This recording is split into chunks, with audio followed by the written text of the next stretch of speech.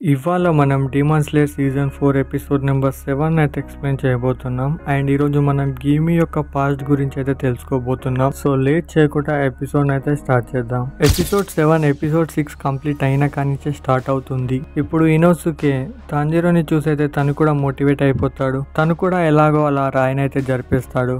ఇంకా జెనిత్సు అక్కడ మిగిలి ఉంటాడు. అండ్ అప్పుడే అక్కడికి జెనిత్సు యొక్క కాసుగాయ్ బర్డ్ అయితే వస్తుంది. అది జెనిత్సుకి అయితే ఒక లెటర్ అయితే ఇస్తుంది. ఇక మనోడైతే నైట్ నుంచి ఆ రాయిని నెడుతూనే ఉంటాడు. దీనివల్ల అతని బాడీ చాలా డిహైడ్రేట్ అయిపోతుంది. దీనివల్ల అతను కళ్ళు తిరిగి కింద పడిపోతాడు. అంటాడు, ప్లీజ్ అరే బాబు ఓడన నాకు నీళ్ళు ఇవ్వండిరా. తాంజిరో సచ్చే ముందు అందరినీ గుర్తు చేసుకుంటూ ఉంటాడు. అప్పుడే తాంజిరో దగ్గరికి దేవుళ్లాగా గియోమి వస్తాడు. గియోమి వచ్చి తాంజిరోకి అయితే వాటర్ ఇస్తాడు. ఇంకా గియోమిని చూసైతే తాంజిరో చాలా సంతోషిస్తాడు. ఇప్పుడు గియోమి చెప్తాడు, దీంతో నీ ట్రైనింగ్ ఇక్కడే కంప్లీట్ అయిందని. ఇప్పుడు తాంజిరోన్ అయితే గియోమికి అయితే థ్యాంక్ యూ చెప్తాడు వాటర్ ఇచ్చినందుకు.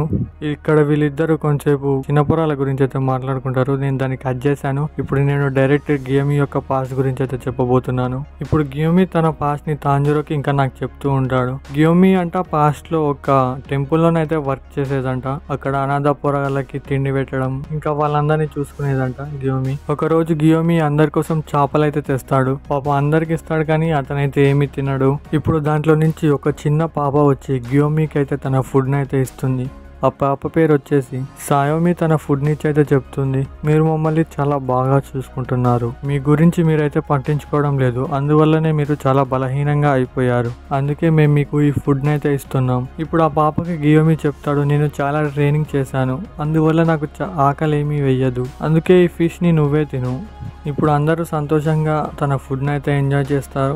గియోమి అయితే వీళ్ళందరినీ చాలా బాగా చూసుకుంటూ ఉంటాడు. వీళ్ళంతా కలిసి ఒక ఫ్యామిలీ లాగానైతే ఇక్కడ ఉంటారు. దీని తర్వాత ఒక రోజు ఒక అబ్బాయి టెంపుల్ దగ్గరికి రావడానికి అయితే కొంచెం లేట్ చేస్తాడు. దానివల్ల అతను డీమన్ కి అయితే దొరికిపోతాడు. ఇప్పుడు ఆ డీమన్ చెప్తుంది, నేను నిన్ను వదిలేస్తాను కానీ ఇంకా నీతోటి ఉండే మిగతా వాళ్ళంతా ఎక్కడున్నారో చెప్పు. దీనిపై ఆ అబ్బాయి అయితే చెప్పేస్తాడు. ఇప్పుడు గియోమి అయితే ఆ డీమన్స్ ఆ చుట్టుపక్కలకి రాకుండా విస్టీరియా అనే ఫ్లవర్స్ నుంచి తయారైన అగరబత్తిలను అయితే చుట్టుపక్కల పెడతాడు. ఈ అబ్బాయి వచ్చి ఆ అగరబత్తిలన్నింటినీ విరగొడతాడు. ఆ డీమన్ కి అయితే ఈ ప్లేస్ గురించి అయితే చెప్తాడు. అయినా కానీ ఈయన పిచ్చి కాకపోతుంది. వీళ్ళందరినీ చంపినాక ఆ డీమన్ ఎలాగో వీని కూడా చంపేస్తుంది. మాత్రం ఈయనకి తెలియదు. ఇప్పుడు డీమన్ ఆ టెంపుల్ లోపలికి అయితే వచ్చేస్తుంది. రాగానే అక్కడ ఉన్న 4 పిల్లల్ని అయితే చంపేస్తుంది. ఇంకా మిగిలిన పిల్లలు అయితే గియోమి వెనకాలను అయితే దాచుకుంటారు. ఆ పిల్లలు అయితే ఇప్పుడు గియోమి వెనక నుంచి తప్పించుకోవడానికి అయితే ట్రై చేస్తారు. కానీ ఆ డీమన్ వాళ్ళని కూడా చంపేస్తుంది. ఇంకా మనకి తెలిసిందే కదా, గియు చాలా రోజుల నుంచి అయితే అన్నం కూడా సరిగ్గా తినడం లేదు. సో దీనివల్ల అతను చాలా బలహీనంగా అయిపోతాడు. ఇప్పుడు గియోమి వెనకాల సాయో ఆ చిన్న పాప మిగిలి ఉంటుంది. ఇప్పుడు గియోమి ఆ పాపని కాపాడడానికి అయితే డీమన్ తో ఫైట్ కి అయితే రెడీ అయిపోతాడు. దానివల్లనే అతని హెడ్ మీదనైతే ఆ లైన్ అయితే క్రియేట్ అవుతుంది. సో అతను ఎలాగో అలా డీమన్ అయితే చంపేస్తాడు. ఇదే అతనికి మొదటిసారి ఒక డీమన్ ని చంపడం. దీని తర్వాత మార్నింగ్ అవుతుంది. అక్కడున్న పిల్లలందరూ చనిపోతారు. ఇంకా చిన్న పాప ఒక్కతే మిగులుతుంది. ఇప్పుడు విలేజ్ లో ఉన్న వాళ్ళకైతే తెలిసిపోతుంది. ఇప్పుడు వాళ్ళు ఈ టెంపుల్ దగ్గరికి అయితే వస్తారు. వచ్చి సాయోని అడుగుతారు అసలు ఏం జరిగింది అని. సాయో అయితే చాలా భయపడుతుంది. సాయో చెప్తుంది, గియోమి చాలా చెడ్డవాడు, అతనే వీళ్ళందరినీ చంపేశాడు అని. సో దీనివల్ల గియోమిని అయితే జైలు వేస్తారు. అండ్ అప్పుడే అక్కడికి మాస్టర్ ఉబయాషికి వచ్చి గియోమిని అయితే జైల్లో నుంచి అయితే విడిపిస్తాడు. దీని తర్వాతనే నాకు మనిషి మీద నమ్మకం అయితే చచ్చిపోయింది. ఏంటంటే కష్టాలు వచ్చినప్పుడే మనుషుల యొక్క నిజమైన రూపం అయితే మనకు కనబడుతుంది. మనకు కష్టం వచ్చినప్పుడే మనల్ని వదిలేసి వెళ్ళిపోతారు. కానీ నువ్వు అలా కాదు తాంజిరో. ఇంకా నువ్వు డీమన్స్ తోటి అయితే ఫైట్ చేస్తావు. ఇంకా సోర్డ్ స్మిత్ విలేజెస్ ని అయితే కాపాడావు. అందుకే నువ్వు అందరికంటే చాలా డిఫరెంట్. ఇప్పుడు గియోమి తన చేతుల్ని దగ్గరికి చేసి చెప్తాడు, మన ఫ్యూచర్ మీద అందరికి ఒక్కొక్క ఒపీనియన్ ఉంటుంది. ఇప్పటి నుంచి నేను కూడా నిన్ను ఒక రైట్ వేలో వెళ్ళడానికి అయితే హెల్ప్ చేస్తాను. ఈ మాట విని తాంజిరోన్ అయితే ఎమోషనల్ అయిపోతాడు. ఇప్పుడు గియోమి తాంజిరో నెత్తి మీద అయితే చేయి పెడతాడు. తాంజిరో అయితే చూడడానికి చాలా చిన్నగా కనపడతాడు. గియోమి చేయి నిజంగా అంత పెద్దగా ఉంది. దీంతో మన తాంజిరోకి గియోమి తోటి ట్రైనింగ్ అయితే కంప్లీట్ అయిపోతుంది. దీని తర్వాత మనం గెన్యా, తాంజిరో ఇంకా ఇనోసుకేని అయితే చూస్తాం. ఇప్పుడు వాళ్ళు ముగ్గురు లంచ్ అయితే చేస్తూ ఉంటాడు. ఇప్పుడు గెన్యా చెప్తాడు స్టార్టింగ్ లో గియోమి నన్ను స్టూడెంట్ గానే యాక్సెప్ట్ చేయలేదు, ఎందుకంటే నాకు అక్కడ ఏ టాలెంట్ లేదని. కానీ తర్వాత అతనికి అర్థమైంది నేను ఒక డీమన్ ని తినగలనని. సో అందువల్ల నన్ను స్టూడెంట్ గా యాక్సెప్ట్ చేశాడు. ఇప్పుడు తాంజిరో గెన్యాతో అడుగుతాడు, నేను గియోమి దగ్గరికి ట్రైనింగ్ చేయడానికి అయితే వెళ్తున్నాను, నువ్వు నాతోటి వస్తావా? దీనిపై గెన్యా చెప్తాడు, నా ట్రైనింగ్ ఇంకా కంప్లీట్ అవ్వలేదు. నేను ఇప్పటికి కూడా ఆ రాయిని కొంచెం కూడా జరపలేకపోయాను. ఇది విని ఇనోసుకే అయితే గెన్యాని ఎక్కిరించడం మొదలు పెడతాడు. అలాగే వీళ్ళిద్దరు ఇప్పుడు గొడవ పడుతూ ఉంటారు. దీని తర్వాత మనం జెనిత్సుని అయితే చూస్తాం. జెనిత్సు ఒక రాయి మీద కూర్చొని అయితే ఉంటాడు. ఇప్పుడు తాంజీరో జెనిత్సు కోసం ఫుడ్ అయితే తీసుకువెళ్తాడు. ఇప్పుడు తాంజీరో జెనిత్సుతో అంటాడు, నేను నీ కోసం ఫుడ్ తెచ్చాను, నా ట్రైనింగ్ ఇక్కడితో కంప్లీట్ అయింది, ఇంకా నేను నెక్స్ట్ ట్రైనింగ్ దగ్గరికి అయితే వెళ్తున్నాను.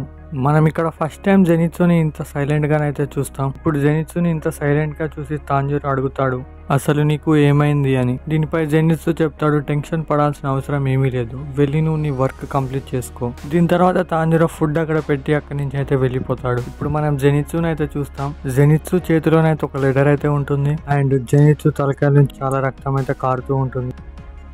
ఇప్పుడు జెనిత్సు అంటాడు, తాంజీరో నువ్వు చాలా మంచివాడివి, ఇంకా నీకు చాలా థ్యాంక్స్, కానీ ఈ పని నేను ఒక్కనే చేయాలి. ఇక మనం ఫస్ట్ టైం జెనిత్సుని ఇంత సీరియస్ గానైతే చూస్తాం. దీని తర్వాత తాంజీరో గివ్ దగ్గరికి వెళ్ళడానికి అయితే రెడీ అయిపోతాడు. ఇప్పుడు తాంజీరో గివ్ ఇంటికి అయితే వెళ్తాడు. వెళ్ళగానే తాంజీరో తను ఫస్ట్ చూసేది గివ్మి ఇంకా సానిమి ఫైట్ ని అయితే చూస్తాడు. వీళ్ళిద్దరు ఫైట్ అయితే చాలా బాగుంటుంది. ఇంకా తాంజీరోకి అయితే ఈ అటాక్స్ అయితే క్లియర్ గా కనిపిస్తూ ఉంటాయి ఇన్ని రోజుల ట్రైనింగ్ తర్వాత. ఇప్పుడు సానేమి గివ్ని అడుగుతాడు, ఇయ్యల్లాక నువ్వు చెప్పావుగా నేను మీకంటే డిఫరెంట్ అని, అది ఇదేనా? దీనిపై గివ్ అయితే రిప్లై ఇవ్వడు. దీంతో వీళ్ళు ఫైట్ అయితే కంటిన్యూ చేస్తారు. వీళ్ళ ఫైట్ చేసే విధానానికి వాళ్ళ చేతిలో ఉండే షార్ట్స్ ఇరిగిపోతాయి. ఇప్పుడు సానేమి అంటాడు, నిన్ను చంపడానికి నా చేతులే చాలు అని. ఇది విని తాంజీరో వీళ్ళిద్దరి మధ్యలోకి వచ్చి అయితే ఆ ఫైట్ ని అయితే ఆపేస్తాడు. ఇప్పుడు సానేమి తాంజీరోతో అంటాడు, నువ్వు ఇక్కడికి ఎందుకు వచ్చావు, నేను నిన్ను ఎప్పుడో వెళ్ళగొట్టాను కదా. దీనిపై తాంజీరో చెప్తాడు, నువ్వు నా మీద ఎందుకు కోప్పడుతున్నావు, నేను నీ రెడ్ బీన్ సూప్ తాగానా? సరే మరి నేను నీకోసం ఇంకొన్ని రెడ్ బీన్ సూప్స్ అయితే తయారు చేస్తాను. ఇది విని సానేమికి అయితే ఇంకా కోపం వస్తుంది. సరే మరి వీళ్ళైతే ఇక్కడ ఇలాగే గొడవ పడుతూ ఉంటారు. అతని కోపం సేమ్ మన నరాల కలెక్నే ఉంటది. దీని తర్వాత మనం తాంజీరో ఇంకా గివ్ అయితే చూస్తాం. వాళ్ళిద్దరు మాట్లాడుకుంటూ ఉంటారు. ఇప్పుడు తాంజీరో అడుగుతాడు, ఇంతవరకు మీ ఇద్దరి మధ్యలో ఫైట్ ఎందుకు జరిగింది అని. దీనిపై గివ్ చెప్తాడు, మేమిద్దరం గొడవ పడట్లేదు, ఇది హషిరా ట్రైనింగ్ లో ఒక భాగం. ఇప్పుడు తాంజీరో అయితే గివ్ కి అయితే సారీ చెప్తాడు వాళ్ళ ఫైట్ ని డిస్టర్బ్ చేసినందుకు. దీనిపై గివ్ అంటాడు, లేదు లేదు, నాకు సానేమితో ఎలా మాట్లాడాలో తెలియదు. అవును, అతను అన్నది రైటే, అంత కోపం వచ్చే వ్యక్తితో ఎవరైనా ఎలా మాట్లాడగలరు. దీని తర్వాత నైట్ అవుతుంది. ఇప్పుడు మనం సానేమిని అయితే చూస్తాం. ఇప్పుడు సానేమి అయితే చాలా కోపంగా ఉంటాడు, ఎందుకంటే నైట్ అతనితో ట్రైనింగ్ చేయడానికి అయితే ఎవ్వరు ఉండరు. ఇప్పుడు సానేమికి ఎవరో వెనకాల నుంచి ఫాలో చేస్తున్నట్టయితే అనిపిస్తుంది. అండ్ ఇప్పుడు సానేమి వెంటనే వెనక్కి తిరిగి దాన్ని పట్టుకొని చేతితోటే నలిపేస్తాడు. ఇప్పుడు సానేమి చేతిలోనైతే నకీమి యొక్క కన్ను అయితే ఉంటుంది. ఆ కన్ను సానేమి నడపడం వల్ల బూడిదిగా మారిపోతుంది. దీంతో సానేమికి అర్థమవుతుంది మనల్ని ఎవరో వాచ్ చేస్తున్నారని. దీని తర్వాత మనకి మాస్టర్ హుబియాషిని అయితే చూపిస్తారు. మాస్టర్ వాళ్ళ వైఫ్ అమానే మాస్టర్ అయితే చూసుకుంటూ ఉంటుంది. అండ్ ఇప్పుడు డీమన్ కింగ్ ముజాన్ మాస్టర్ దగ్గరికి మెల్లమెల్లగా వస్తూ ఉంటాడు. అతని చుట్టుపక్కల మొత్తం చాలా ప్రశాంతంగా ఉంటుంది. ఇప్పుడు ఈ సీన్ లోనైతే ముజాన్ కి ఎంట్రీ అయితే చాలా కూల్ గా ఉంటుంది. కానీ నాకు ఈ సీన్ అయితే అస్సలు నచ్చలేదు. ఎందుకంటే ఇంకా కొంచెం సేపు అయితే ఈ ఎపిసోడ్ అయిపోతుంది. ఎందుకంటే అంటే ముజాన్కి వస్తాడు, ఎండింగ్ లో ఒక డైలాగ్ వేస్తాడు, దీంతో ఈ ఎపిసోడ్ అయిపోతుంది అని అనుకున్నా, అన్నట్టే జరిగింది. ఇప్పుడు ముజాన్కి అంటాడు, ఎలా ఉన్నావు కిబుయాషి? అండ్ దీంతో మన 7th ఎపిసోడ్ అయితే కంప్లీట్ అవుతుంది. ఈ ఎపిసోడ్ మీకు ఎలా అనిపించిందో కామెంట్ చేసి అయితే చెప్పండి. ఈ ఎపిసోడ్ అయితే ఎక్కువ ల్యాగ్ చేయకుండా కంప్లీట్ చేశానని అనుకుంటున్నాను. అండ్ ఈ ఎక్స్ప్లెనేషన్ బాగుంటే కామెంట్ చేసి చెప్పండి. ఇలాగే కంటిన్యూ చేయమంటే చేస్తాను, లేకపోతే ఇంకా కొంచెం బెటర్ చేసుకోమన్నా చేస్తాను. సో వెళ్ళే ముందు ఈ వీడియోకి ఒక లైక్, ఛానల్ అయితే సబ్స్క్రైబ్ చేసుకోండి. మళ్ళీ కలుద్దాం నెక్స్ట్ ఎపిసోడ్లో.